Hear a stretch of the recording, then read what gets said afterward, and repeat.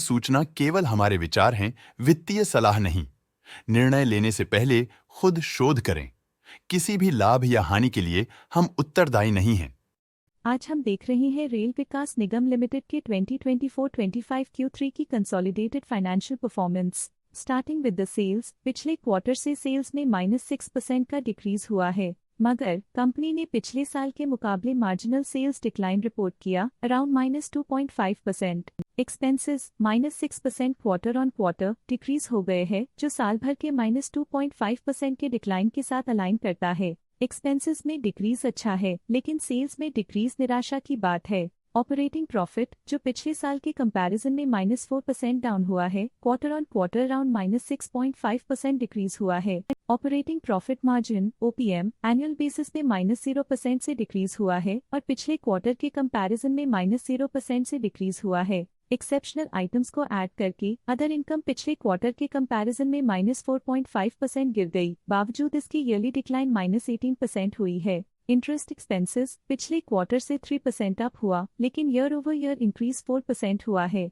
Depreciation costs में quarterly -0% का decline देखने को मिला और ईयरली बेसिस पे 53.5% का इंक्रीज देखा गया। Profit before tax annually -18% decrease हुआ, लेकिन प्रीसीडिंग क्वार्टर से -8.5% डिक्रीज हुआ है। इस साल कंपनी ने 24% टैक्स पे किया और क्वार्टरली कंपनी ने 28.5% टैक्स पे किया है। नेट प्रॉफिट ने ईयर ऑन ईयर -13% का डिक्लाइन दिखाया, लेकिन लास्ट क्वार्टर से 8.5% का इंक्रीज हुआ है। इस क्वार्टर में कंपनी का परफॉर्मेंस ठीक रहा, ऑपरेशनल एफिशिएंसी में कुछ सुधार हुआ है। वहीं अगर एनुअल एनालिसिस की बात करें तो साल के दौरान कंपनी का परफॉर्मेंस अच्छा नहीं रहा। नेगेटिव नेट प्रॉफिट का मतलब है कि कंपनी प्रॉफिट के कंपैरिजन में नुकसान उठा रही है। अर्निंग्स पर शेयर (EPS) में ईयरली -13.5% का डिक्रीज देखा गया, लेकिन क्वार्टरली में 8% की बढ़ोतरी भी नजर आई। इस क्वार्टर में कंपनी का EPS ठीक रहा, ऑपरेशनल एफिशिएंसी में कुछ सुधार हुआ। रेल विकास निगम लिमिटेड के फाइनेंशियल स्नैपशॉट को रिव्यू करते हुए कुछ मुख्य ट्रेंड्स सामने आए हैं, जो कंपनी की परफॉर्मेंस पे रोशनी डालते हैं।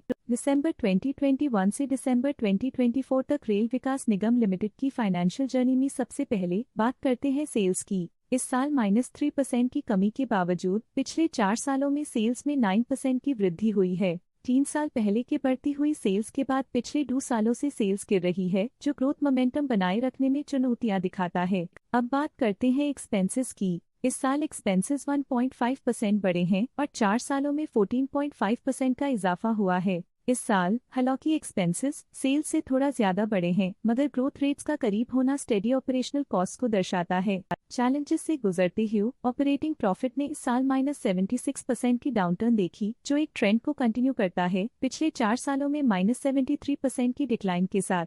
एक वृद्धि के बाद पिछले 2 सालों से ऑपरेटिंग प्रॉफिट गिर रहा है, जो कुशलता बनाए रखने में चैलेंजेस को दर्शाता है। इस साल नेट प्रॉफिट में -10.5% की गिरावट हुई, लेकिन पिछले 4 सालों में 16.5% की बढ़ोतरी हुई है, जो कंपनी की मजबूती दिखाता है। इस साल नेट प्रॉफिट में आई कमी के बावजूद पिछले सालों में हुई पॉजिटिव वृद्धि एक अस्थायी मार्केट एडजस्टमेंट को दर्शाता है। इस साल EPS में -11% की कमी के बावजूद लंबी अवधि में देखा जाए तो 16% की मजबूत वृद्धि हुई है। इस साल EPS में कमी आने के बावजूद पिछले सालों की ग्रोथ कंपनी की मजबूत ओवरऑल परफॉर्मेंस को अंडरलाइन करती है। चलिए अब बात करते हैं शेयर होल्डिंग पैटर्न की। रेल विकास निगम की शेयर होल्डिंग रिपोर्ट्स कुछ इस प्रकार की हैं, जो दिसंबर 2024 के 31 तक चलता है। ये रिपोर्ट कंपनी के शेयर्स की डिटेल्ड जानकारी देता है, जिसमें promoters, promoter groups, foreign investors, public investors और सरकारी एंटिटीज शामिल हैं। पब्लिक द्वारा हेल्ड शेयर्स का परसेंटेज 15.78% से इंक्रीज होकर 2024 के दिसंबर में 15.89% तक का इंक्रीज से देखा गया।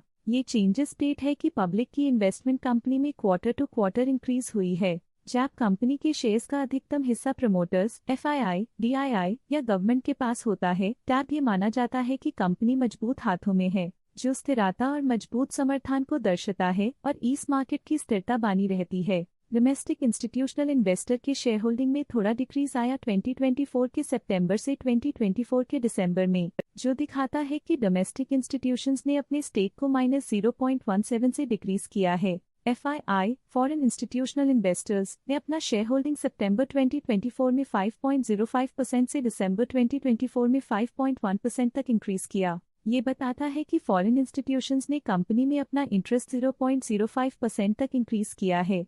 दोनों के और 2024 के दिसंबर में गवर्नमेंट ओनरशिप में एक नोटेबल इंक्रीज देखा, 0.01% तक बढ़ गई, जो इंडिकेट करता है कि इस समय में गवर्नमेंट का पोजीशन कंपनी में मजबूत होता जा रहा है।